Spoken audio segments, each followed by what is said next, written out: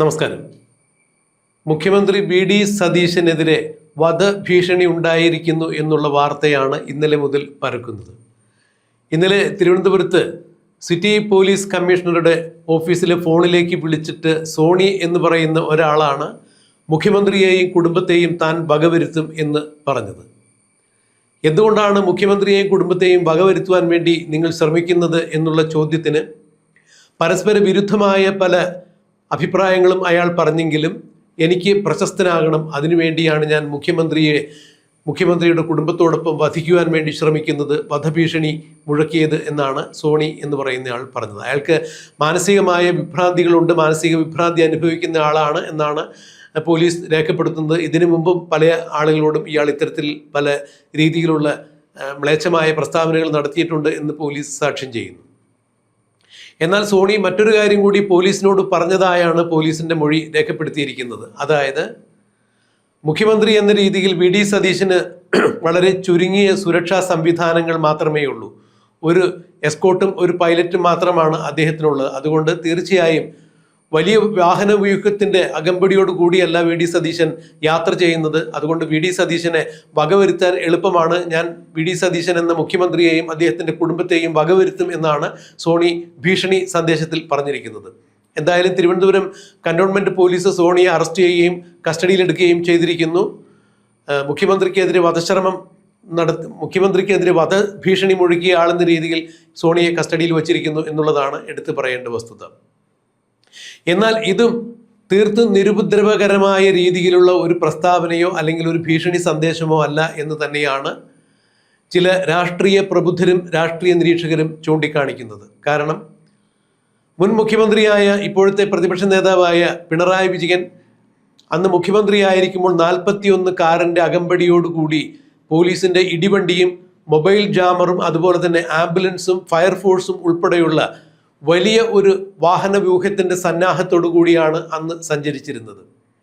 എന്നാൽ VD. Satheesan മുഖ്യമന്ത്രിയായപ്പോൾ ലാളിത്യത്തിന്റെ മുഖമുദ്രയാണ് VD. Satheesan എന്ന് ജനങ്ങൾക്ക് കൃത്യമായി അറിയാം. അങ്ങനെ ലാളിത്യത്തിന്റെ മുഖമുദ്രയായ വി.ഡി. സതീശന്റെ ആ പ്രതിച്ഛായ തകർക്കുക എന്നുള്ള ഉദ്ദേശത്തോടു കൂടി പിണറായി വിജയനോട് അടുത്ത കേന്ദ്രങ്ങളോ അതോ വി.ഡി. സതീശനെതിരെ കോൺഗ്രസിനകത്ത് തന്നെയുള്ള ശത്രുപാളയത്തിൽ നിന്നുമാണോ ഇത്തരത്തിലുള്ള ചില അഭിപ്രായ പ്രകടനങ്ങൾ ഉരുത്തിരിഞ്ഞിരിക്കുന്നത്? അതിന് പിണിയാളായി ഉപയോഗിച്ചിരിക്കുന്നത് ഈ മാനസിക വിഭ്രാന്തിയുള്ള സോണി എന്ന് പറഞ്ഞ ആളെ ആകാം എന്ന് തന്നെയാണ് ചിലർ ചൂണ്ടിക്കാണിക്കുന്നത്.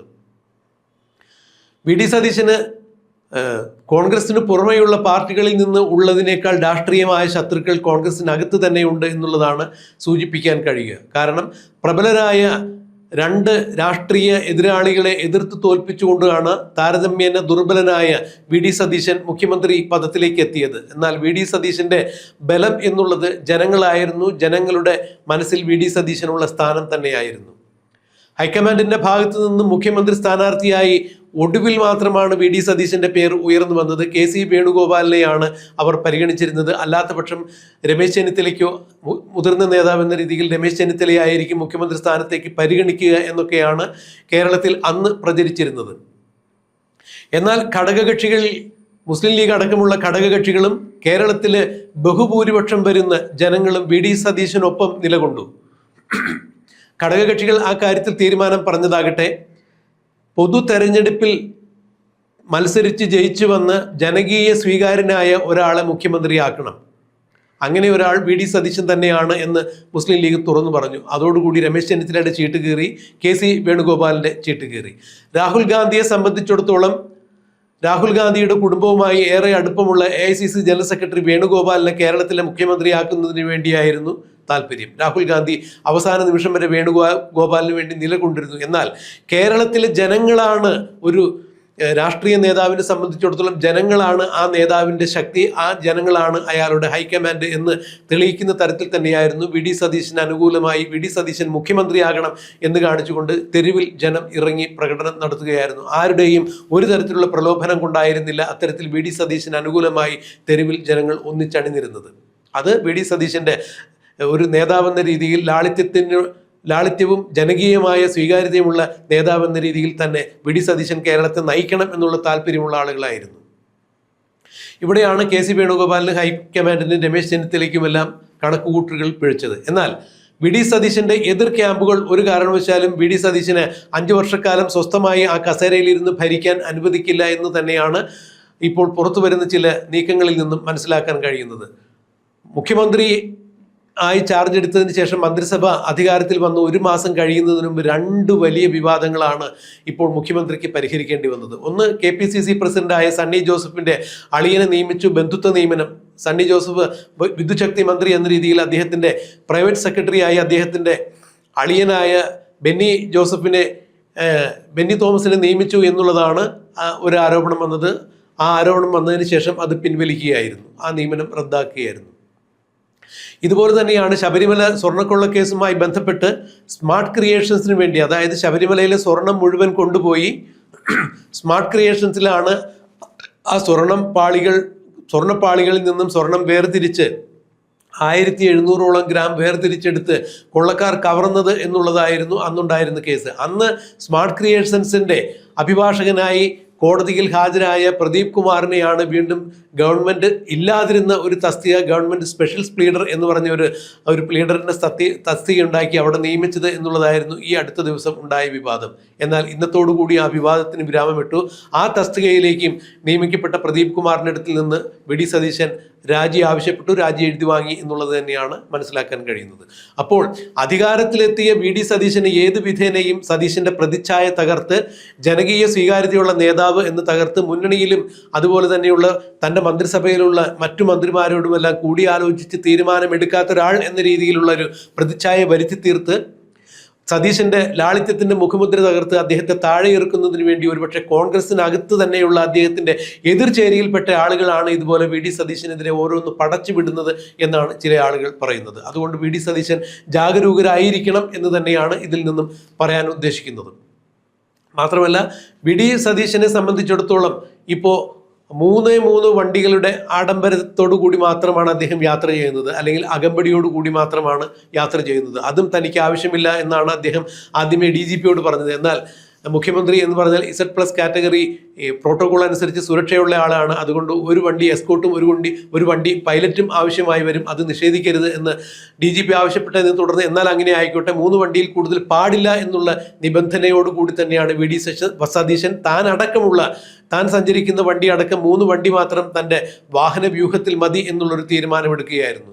സതീശന്റെ ഈ വാഹന വ്യൂഹത്തിലുള്ള ഈ കൃത്യനിഷ്ഠത തകർത്താൽ മാത്രമേ പല വാഹനങ്ങളുടെ അകമ്പടിയോടുകൂടി യാത്ര ചെയ്യുന്ന ആളും ആരവത്തോടു കൂടി യാത്ര ചെയ്യുന്ന പോലീസിലെ ഉന്നതരടക്കമുള്ള ചില ആളുകൾക്ക് ആ ആഡംബരങ്ങളെല്ലാം തിരിച്ചു പിടിക്കാൻ സാധിക്കൂ.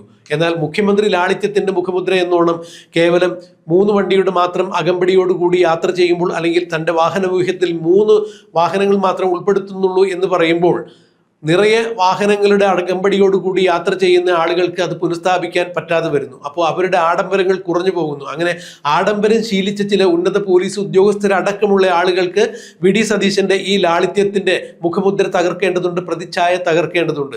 അതുകൊണ്ട് തന്നെ ആയിരിക്കാം ഇത്തരത്തിലുള്ള ഒരു ഭീഷണി സന്ദേശം ഉരുത്തിരിഞ്ഞു വന്നത്. ഭീഷണിപ്പെടുത്തിയ അയാൾ മാനസിക രോഗിയാണെന്ന് പറയുമ്പോൾ അയാൾ ഒരു കാര്യം കൂടി വ്യക്തമാക്കി എന്ന് പോലീസ് പറയുന്നു. എങ്ങനെയാണ് വി ഡി സതീശനെ വധിക്കാൻ തനിക്ക് കഴിയുക എന്നുള്ളത് അയാൾ പറഞ്ഞത്, വി ഡി സതീശന് വാഹനങ്ങളുടെ സുരക്ഷ കുറവാണ്, പോലീസ് സുരക്ഷ കുറവാണ്, അതുകൊണ്ട് തന്നെ പെട്ടെന്ന് തൻ്റെ കാര്യം സാധിച്ചെടുക്കാൻ സാധിക്കും എന്ന് പറയുമ്പോൾ അതിലെന്തോ ഒരു ദുഷ്ടൈകലാക്കുണ്ട്.